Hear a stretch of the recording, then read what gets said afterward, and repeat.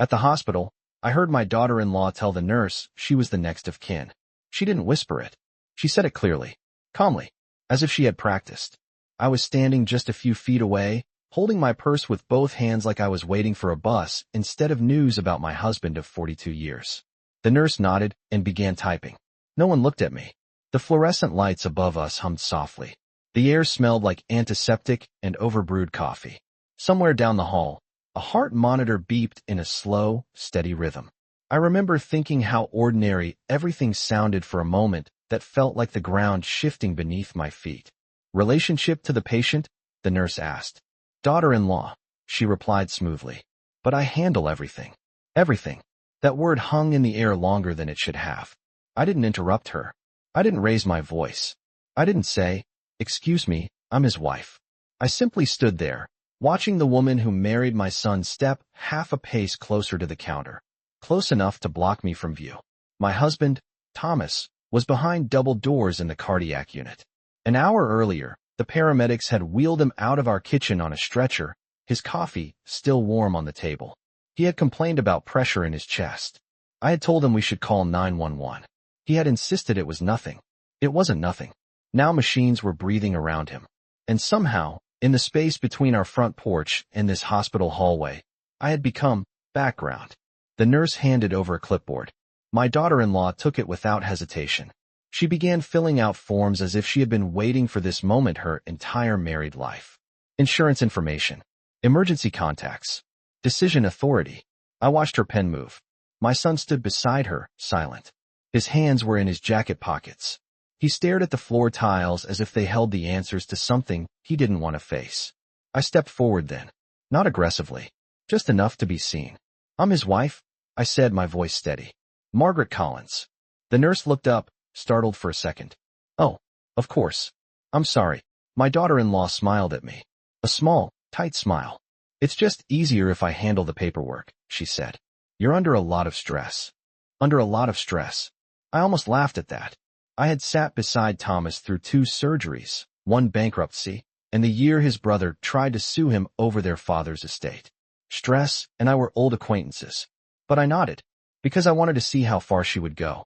The nurse turned the clipboard slightly toward me. Mrs. Collins, we'll need the legal next of kin to sign consent forms if any procedures are required. There it was. Legal next of kin. My daughter-in-law didn't step back. She simply kept holding the pen.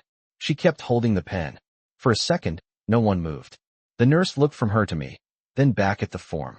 The hallway felt narrower than before, like the walls had quietly leaned in to listen. Mrs. Collins? The nurse repeated gently. I stepped closer to the counter. Not hurried. Not flustered. Just steady. That would be me, I said. My daughter-in-law finally lowered the clipboard, slowly, as if she were doing me a favor. Of course, she added with a soft laugh. I just thought I'd help. Help. I've learned something about that word. It rarely means what it sounds like. The nurse adjusted the paperwork and slid it directly in front of me. We'll need your signature for consent if the cardiologist recommends intervention, she explained. Are you listed on any advance directives? Yes, I said. We updated everything 3 years ago. I could feel my daughter-in-law's eyes on me. 3 years ago, after Thomas's minor stroke, we had sat at our dining room table with a legal pad and a pot of decaf coffee. We talked through every scenario. Ventilators. Surgery. DNR orders. Who decides what? Thomas had reached across the table, squeezed my hand, and said, "You speak for me. Always." That memory didn't make me emotional. It made me certain. My son finally looked up. "Mom," he began, voice hesitant. "Emily's just trying to make things easier." I turned to him. "For whom?" I asked quietly. He didn't answer. Through the glass doors, I could see a blur of movement in the cardiac unit. Nurses walking quickly. A monitor flashing numbers I couldn't read from this distance. My husband was in there. Machines connected to the man who still left the porch light on for me every night. And out here, we were negotiating roles. The nurse cleared her throat. We're preparing him for further testing. Only immediate family can go back once he's stable. Immediate family. Emily straightened slightly at those words. She had already positioned herself to step forward again. I signed the consent form carefully. My handwriting was steady. Years of balancing checkbooks and signing mortgage documents had trained my hand not to shake under pressure. I'm his wife, I said, more to the room than to anyone in particular. I'll be going back. The nurse nodded. Yes, ma'am. Emily's smile thinned, just slightly. Not enough for anyone else to notice. But I did. She leaned toward my son and whispered something I couldn't hear. He shifted uncomfortably. I didn't ask what she said. Instead, I looked down at the remaining forms. Insurance verification. Emergency contact confirmation. There, under primary contact, someone had already written my son's name in neat, confident letters. Not mine. I tapped the line lightly with my finger. That needs to be corrected, I said. The nurse hesitated. Oh, that was provided earlier. By whom? I asked. No one answered. I picked up the pen again. Please change it, I said calmly. I'm still here. I'm still here. The nurse gave a small nod and drew a single line through my son's name. She rewrote mine beneath it. Margaret Collins. Wife. The ink looked darker than the rest of the form. Fresh. Certain. Emily stepped back then, folding her arms. We're all just trying to support Dad, she said lightly, as if this were about casseroles and waiting room coffee. Dad. I noticed that, too. Thomas had been Mr. Collins to her for years. Respectful. Polite. A little distant. But suddenly, in this hallway with paperwork involved, he was Dad. The cardiologist came out a few minutes later. Tall. Gray hair. Tired eyes. Mrs. Collins? He asked. I stepped forward before anyone else could answer. Yes. He explained that Thomas had suffered a significant blockage. They were preparing him for a procedure. There were risks. At our age, there are always risks. He spoke in measured tones, the way doctors do when they don't want to frighten you, but also won't lie. We'll need consent to proceed, he said. Emily shifted again, almost automatically. My son looked between us. The doctor's gaze rested on me. Are you his spouse? I am. He gave one firm nod, as if that settled something. Important. Then I'll walk you through everything. Not her. Me. We moved a few steps down the hallway. The doctor pointed at diagrams on a tablet. Arteries, percentages, possible complications. I listened carefully. I asked questions. Clear ones. The kind Thomas and I had practiced asking during checkups over the years. Behind me, I could feel Emily's impatience like a draft through a cracked window. When the explanation was finished, the doctor handed me another form. Take your time, he said. I didn't rush. I read every line. I had learned, over decades of marriage, that signatures matter more than emotions. As I signed, I heard Emily's voice again, softer this time, but still sharp enough to cut. We already talked about long-term care options, she murmured to my son. If things don't improve. Long-term care. My husband was still breathing, still fighting, and she was already rearranging the future. I handed the clipboard back to the doctor. We want everything appropriate done, I said calmly, and I'll be the one making decisions. The doctor met my eyes. Understood. When he walked away, there was a quiet shift in the air. Subtle, but real. Emily didn't argue. She didn't need to. Instead, she smiled again. That's fine, she said. We'll figure out the rest later. The rest. I looked at her carefully then, because I realized something important in that moment. She wasn't reacting. She was planning. She wasn't reacting. She was planning. I've lived long enough to recognize that look. It's the same expression people wear when they stand in a house they believe will soon belong to them. The procedure took nearly 2 hours. My son paced near the vending machines. Emily sat with her phone in her hand, typing steadily. Not scrolling. Typing. Every few minutes, she would glance up at the double doors, then back down at the screen. I sat still. 42 years of marriage teaches you patience. Thomas and I had waded through layoffs, market crashes, and one winter when our furnace broke during a snowstorm. You don't panic. You endure. After a while, Emily leaned toward my son again. If recovery is complicated, she said quietly, we should think about what's realistic. Realistic? I kept my eyes forward. What do you mean? My son asked. Well, she continued, lowering her voice further. The house has stairs. Mom can't manage everything alone if he needs full-time care. We may have to look at options. Mom. Now I was mom. It was interesting how titles shifted depending on the goal. The house she was talking about was mine and Thomas's. Paid off 10 years ago. Every brick chosen by us. Every room painted together. The staircase she mentioned? Thomas built the railing himself when our son was 5. I didn't turn around. I didn't correct her. But I listened. Because sometimes the most important conversations are the ones people think you can't hear. An hour later, the cardiologist returned. The procedure was successful, he said. He's stable, but recovery will take time. My knees almost gave out, not from weakness, but from relief. Can I see him? I asked. In a few minutes. Emily stood quickly. We'll all go back together, she said. The doctor glanced at me. Only one at a time for now, he clarified. Spouse first. There it was again. A simple word restoring order. Spouse. Emily's jaw tightened just slightly. My son looked between us, uncertain, as if he were watching a game without knowing the rules. I stood. I'll be right back, I told them. When I walked through those double doors, the air felt different. Quieter. Controlled. Machines hummed around my husband's bed. Tubes. Monitors. A steady beeping that told me he was still here. I took his hand carefully.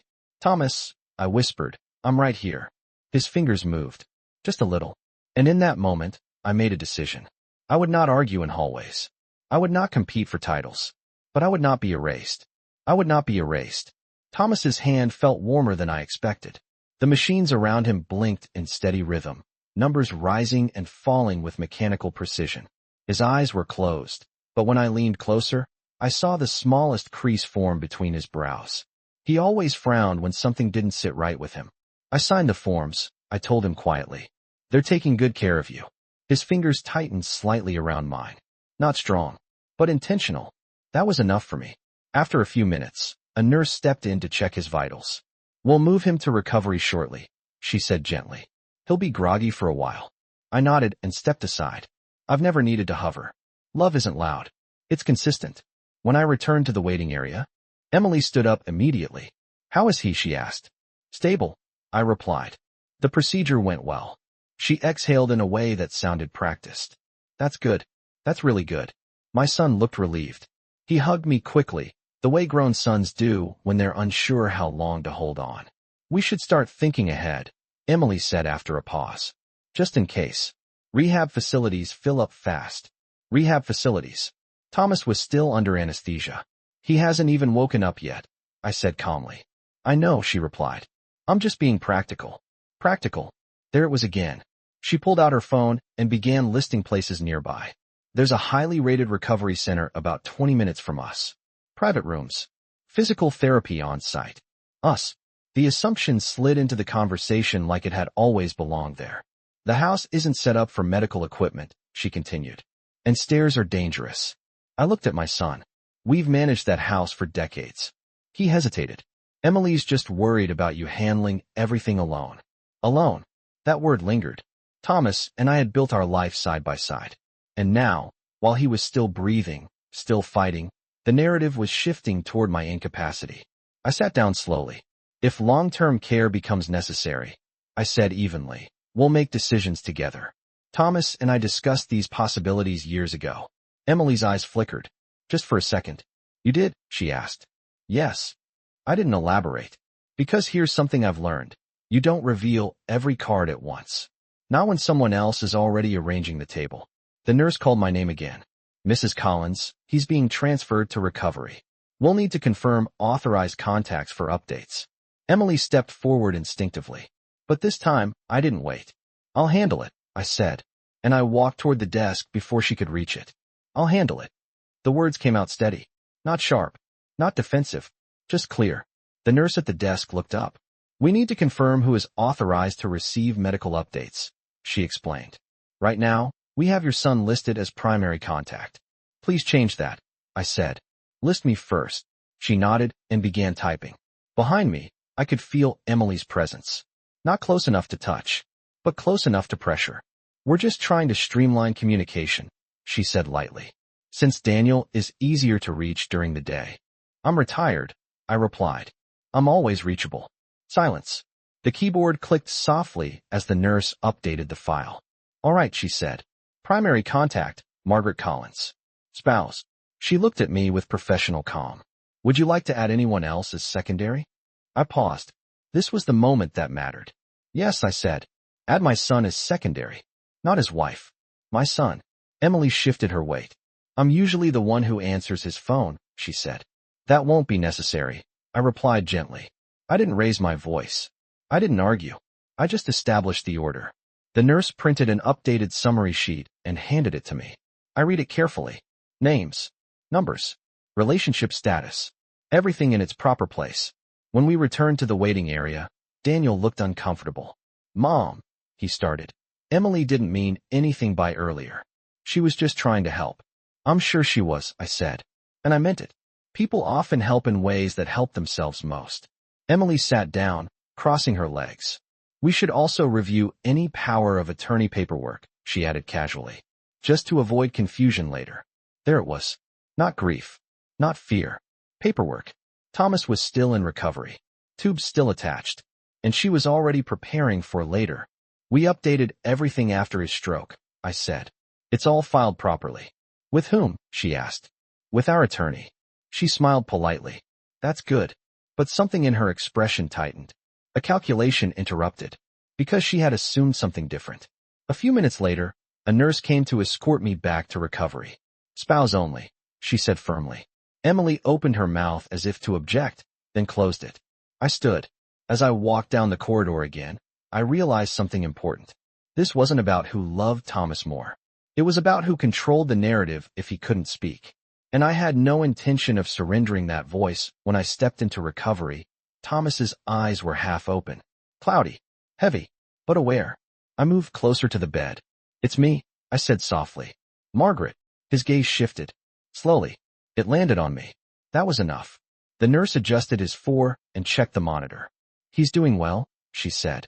He may drift in and out for a bit. I nodded and pulled a chair closer. The room was dimmer than the hallway. Quieter. Just the soft rhythm of the heart monitor and the faint hiss of oxygen. After a few minutes, Thomas's lips moved. I leaned in. You okay? He whispered. Even now. Even like this. He was asking about me. I'm fine, I told him. Everything's handled. His brow creased slightly. That familiar line again. Paperwork, he asked. I almost smiled. Yes, I said. Paperwork. His fingers twitched against the blanket. You sign? I did. A small breath left him. Not quite relief, but close. Then, faintly, don't let confusion. Confusion. I knew exactly what he meant. 3 years ago, after his stroke, we had sat in our attorney's office downtown. We updated everything, medical directives, financial authority, beneficiary designations. Thomas had insisted on clarity. No gray areas, he told the attorney. If I can't speak, she does.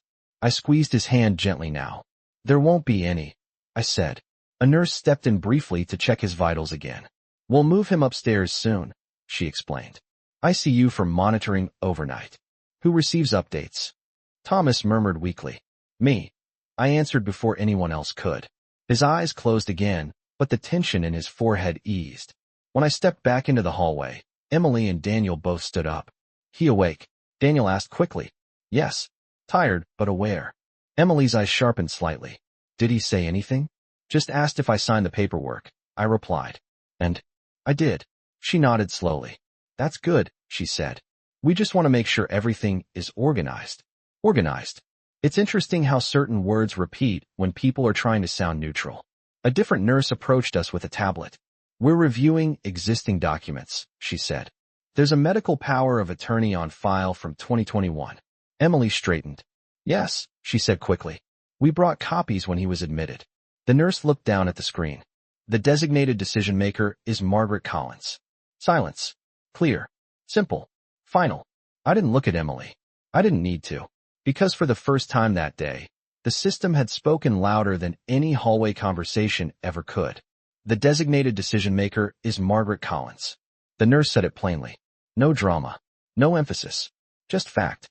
Emily's smile didn't disappear. It adjusted. That's great, she replied. We just wanted to make sure the hospital had the most recent version. Most recent version. As if documents expire the way milk does. The nurse continued scrolling on the tablet. There's also a financial power of attorney listed. Same name. Margaret Collins. I watched Emily process that. Not emotionally. Logically. Because that's how she operated. Well, she said lightly. It's good everything's clear. Clear. Yes. It was. But clarity doesn't stop ambition. It only redirects it. Later that evening, Thomas was settled into the ICU. Only one visitor allowed at a time. I went in first. Sat beside him. listened to the rhythm of machines, counted his breaths the way I used to count our sons when he had childhood fevers. When I stepped back out, Emily was standing near the nurse's station. I spoke to someone in billing, she said casually. They'll probably ask about insurance limits soon. We should be prepared. Prepared? You've already spoken to billing? I asked. Yes. Just gathering information. I nodded slowly. Gathering information is never just gathering information. Thomas and I reviewed our coverage last year. I said. Everything is in order. She tilted her head slightly. Do you know the exact policy caps? Yes. I didn't elaborate. Silence stretched between us for a moment. Daniel tried to soften it. Em's just thinking ahead, Mom. I know, I said again. And I did. She wasn't pushing emotionally anymore. She was probing structurally. Documents. Authority. Insurance. Property. She was mapping the terrain. That night, around 9:30 p.m., a different nurse approached me. Mrs. Collins, I just want to confirm, she said quietly. We've restricted all medical decisions and detailed updates to you unless you authorize otherwise. Yes, I replied. Thank you. If anyone requests changes, she added gently, we'll verify directly with you. I met her eyes. I appreciate that. Behind me, I could feel Emily watching. Not angry, not defeated, just recalculating. And that's when I understood something very clearly. This was no longer about who signed the first form. It was about who would control the next chapter if Thomas couldn't. It was about who would control the next chapter. And I had no intention of letting that chapter be drafted in a hospital hallway. The ICU lights dimmed around 10 p.m. Visiting hours tightened. Daniel suggested they head home for the night. You should rest too, Mom, he said. We'll come back early. Emily nodded. Call us if anything changes. Anything changes. I noticed she didn't say, if he needs anything. She said, if anything changes. I'll stay, I replied. They hesitated for a second, then left together. Their footsteps faded down the corridor. The automatic doors slid shut. Silence returned. I walked back to the nurse's station. Is there somewhere I can sit overnight? I asked. There's a family lounge, the nurse said. Or we can arrange a recliner in his room for a few hours. I'll stay near him, I answered. Because presence matters. Especially when conversations are happening in other rooms. Around midnight, Thomas stirred again. His voice was clearer this time. Margaret, I'm here. He swallowed slowly. Daniel upset? Confused, I said. Not upset. He nodded faintly. And Emily, he asked. I paused. She's being thorough. That made one corner of his mouth lift slightly. Even now, he understood my translations. After a few seconds, he whispered, safe? Yes, I said firmly. Everything's safe. Because it was. Not just medically. Legally. Financially. Emotionally. Years ago, when we revised our estate plan, Thomas had insisted on something specific. A living trust. Clear asset distribution. Protective clauses if he became incapacitated. Not because I don't trust them, he told the attorney, but because clarity prevents conflict. At the time, I thought he was being overly cautious. Now I understood. Around 2 a.m., a nurse came in with updated charts. Vitals are steady, she said.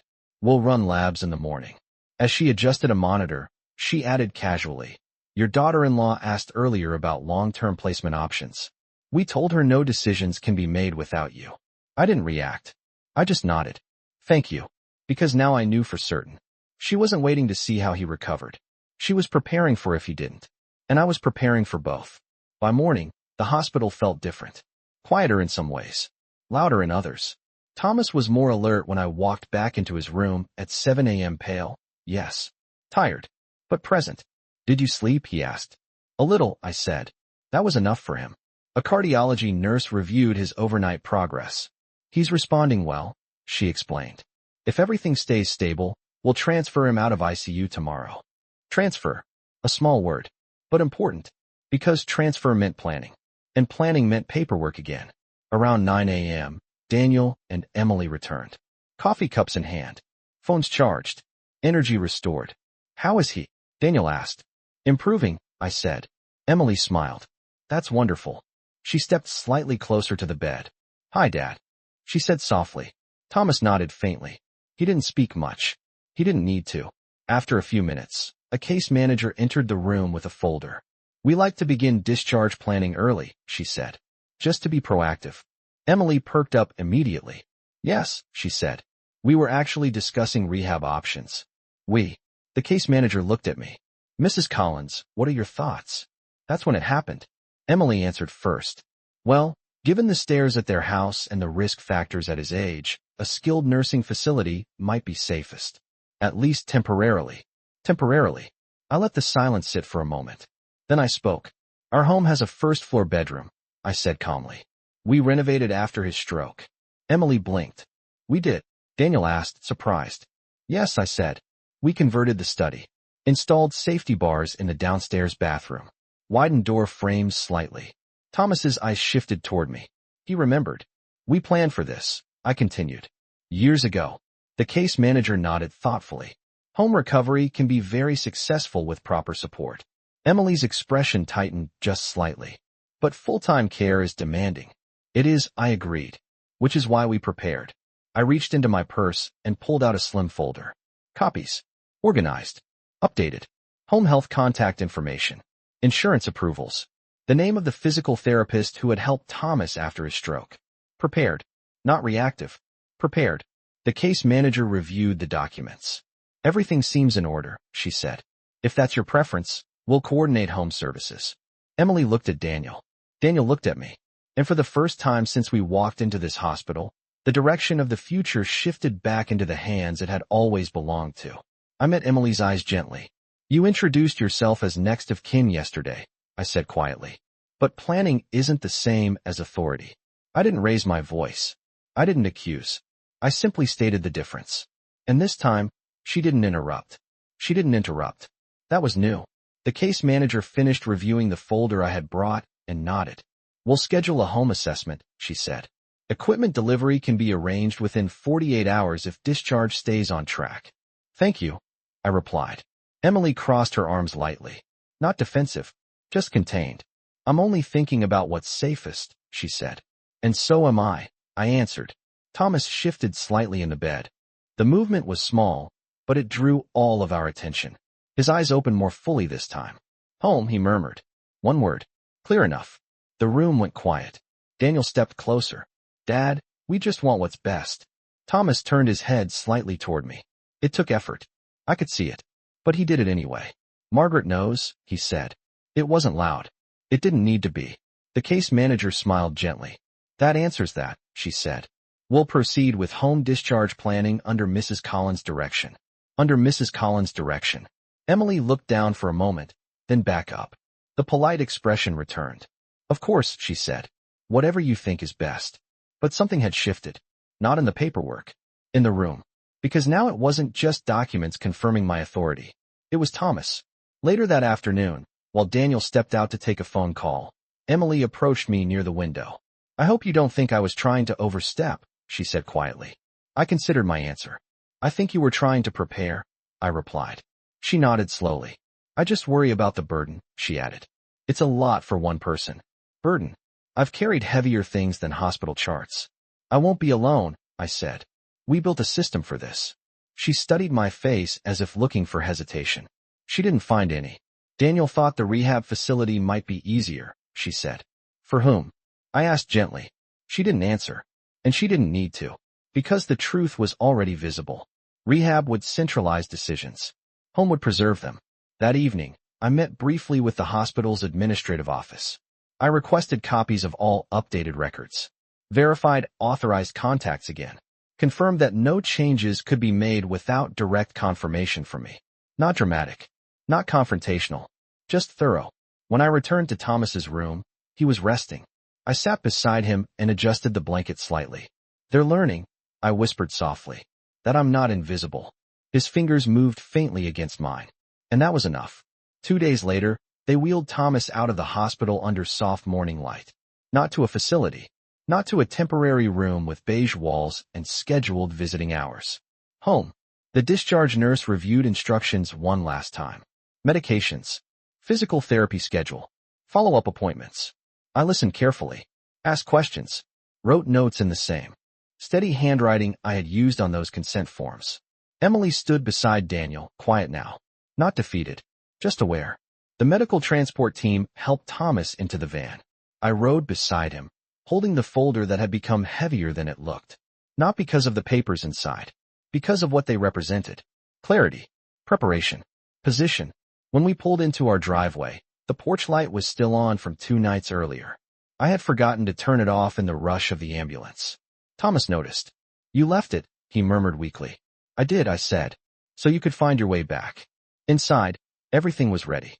The downstairs study had already been converted years ago, bed positioned near the window, bathroom rails secured, clear walking space from door to chair.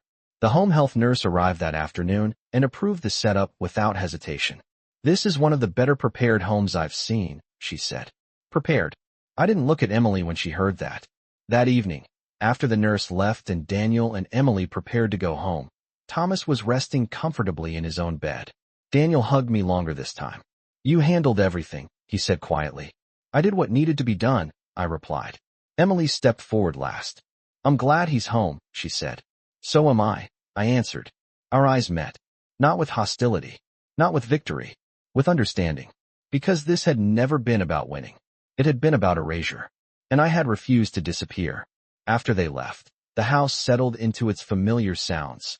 The hum of the refrigerator, the ticking of the hallway clock, the distant rustle of trees outside. I sat beside Thomas and took his hand. "You remember the hospital?" I asked softly. He nodded faintly. She introduced herself as next of kin. A pause. Then, slowly, he squeezed my fingers. "You are," he whispered. "Not on a form. Not on a screen. Not because a nurse confirmed it. But because 42 years of shared life cannot be replaced by proximity to a clipboard." That night, I turned off the porch light myself. Not because I was afraid someone would take my place, but because I knew exactly where I stood. They thought I was fragile. They thought I was overwhelmed. They thought a quiet woman in a hospital hallway could be moved aside.